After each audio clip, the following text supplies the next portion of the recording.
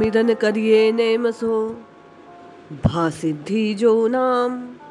करो धारणा चित्त में त्यागी सकल मन काम। तब लो करनी नेम जब लो पर ना चढ़े। राम नाम को प्रेम सब प्रकार हो दिन रैन। जय श्री हरि। पूज्य गुरुदेव के चरणों में बारंबार प्रणाम। अनेक कथाओं के माध्यम से, सत्य प्रसंगों के माध्यम से, घटनाओं के माध्यम से आपने और मैंने, संपूर्ण भक्त कुंभ परिवार ने यह जानने का प्रयास किया कि राम राम राम राम की रटना कैसे लगे।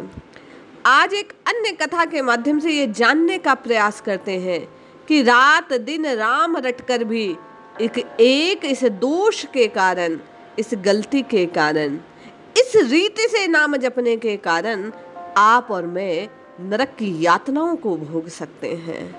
ये बात सत्य है कि राम नाम सकल पापों को नष्ट कर देता है, किंतु भैया नाम जपते हुए की गई ये गलती आपके उद्धार की जगह आपके लिए आपके कष्टों का कारण बन सकती है।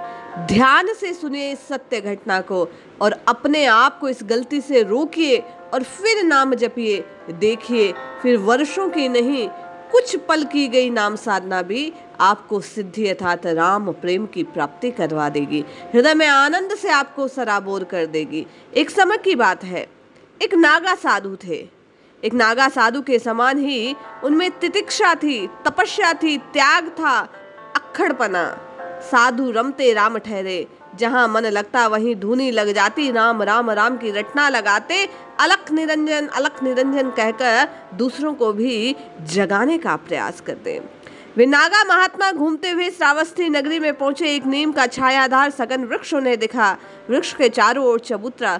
साधु ने वहीं धुनी लगा दी।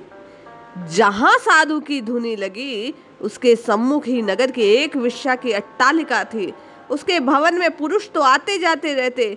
साधु को पता नहीं क्या सूझी, जब वेश्या के घर से कोई पुरुष जाता तो एक कंकड़ अपनी धुनी के पास रख देते। उनके कंकड़ों की ढेरी लग गई। भूमि दिन दूनी बढ़ने लगी। कुछ दिनों बाद ये राशि अच्छी खासी हो गई। एक दिन जब वेश्या को पता चला कि भवन के बाहर कोई साधु निवास करता है तो वह आकर उनको प्रणाम करती है। समीप आया देखकर वह कहते हैं, पापिनी देख अपने कुकृत्य का पहाड़। अरे दुष्टे, तूने इतने पुरुषों को भ्रष्ट किया जितने इस ढेर में कंकड़ है। अनंत अनंत वर्षों तक तू नरक में सड़ेगी। वेश्या भय से कांपने लगी। उसके नेत्रों में अश्रु की धारा चलने लगी। साधु के सामने पृथ्वी पर सिर रखकर गिड़गिड़ाती हुई बोली, मुझ पापिनी के उद्धार का उपाय बताएं प्रभु। साधु क्रोध पूर्वक बोला, तेरा उद्धार तो हो नहीं सकता, चली जा यहाँ से। तेरा मुख देखने के कारण मुझे आज उपवास करके प्रायश्चित करना होगा। वेश्या भय के मारे वहां से चुपचाप अपने भवन में चली गई।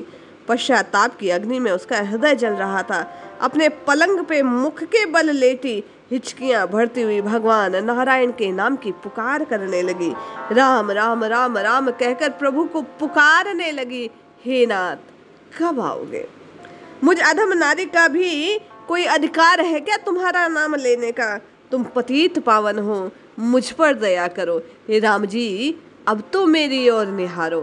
उस पश्चाताप की घड़ी में उसके प्राण पयान कर गए, अर्थात वह मर गई। पापहारी श्री हरि का चिंतन करने के कारण देह त्यागते ही उसे भगवत धाम की प्राप्ति हो गई।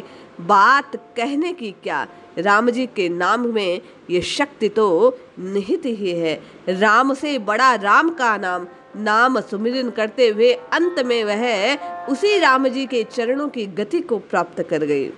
उधर वे साधु घृणा पूर्वक सोच रहे थे, कितनी पापिनी है ये नारी। आई थी उद्धार का उपाय पूछने, भला ऐसों को कहीं कोई उद्धार होता है। उसी समय साधु की आयु पूर्ण हो गई। उन्होंने देखा हाथ में पाश लिए, दंड उठाए, बड़े बड़े दांतों वाले भयंकर यमदूत उसके पास खड़े हैं। साधु ने डांट कर पूछा, तुम सब क्यों आए हो यहाँ? कौन हो तुम? यमदूतों ने कहा, महाराज हम तो धर्मराज के दूत हैं, आपको लेने आए हैं, अब यमपुरी पधारिए। साधु ने कहा, तुमसे भूल हो गई है, देखते नहीं मैं साधु हूँ, बचपन से तपस्या कर रहा हूँ, नाम रट रहा हूँ। मुझे लेने धर्मराज तुम्हें कैसे भेज सकते हैं? हो सकता है तुम उस मकान में रहने वाली वेश्या को लेने आए हो। यमदूत बोले, हम लोग भूल नहीं किया करते। वह वेश्या तो वैकुंठ पहुंच चुकी। आपको अब यमपुरी चलना होगा। आपने बहुत तपस्या की, किंतु बहुत पाप किया है।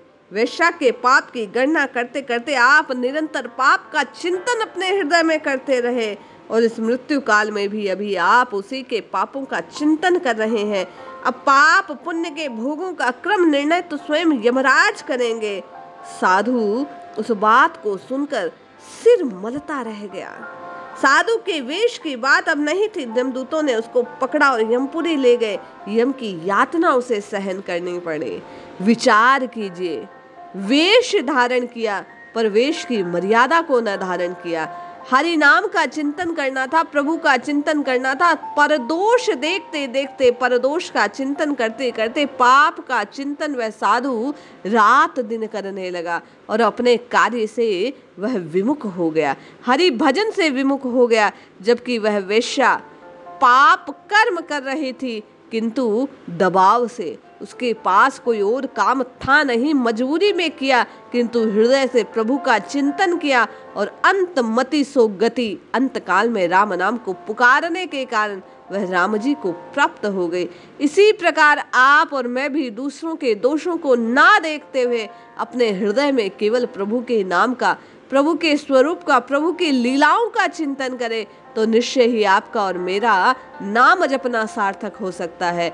अन्यथा नाम जापक होकर भी, सदगुरुदेव से नाम की दीक्षा मिलकर भी हम आप उसी साधु के समान बार बार जन्म मरण के चक्रों को, उन कष्टों को भोगते रहेंगे। इसलिए जागिए, अपने हृदय देश में केवल और केवल प्रभु को, प्रभु के नाम को, प्रभु की लीलाओं को देखिए। दूसरों के दोषों को देखकर हम आपको अपना अंत नहीं बिगाड़ना है। जपते रहिए, रटते रहिए, केवल और केवल प्रभु का ध्यान करते हुए, केवल और केवल प्रभु का चिंतन करते हुए नाम जपिए। निश्चय ही मुझे आपका भी कल्याण होगा, हमें भी राम जी की प्राप्ति होगी। जय श्री हरि।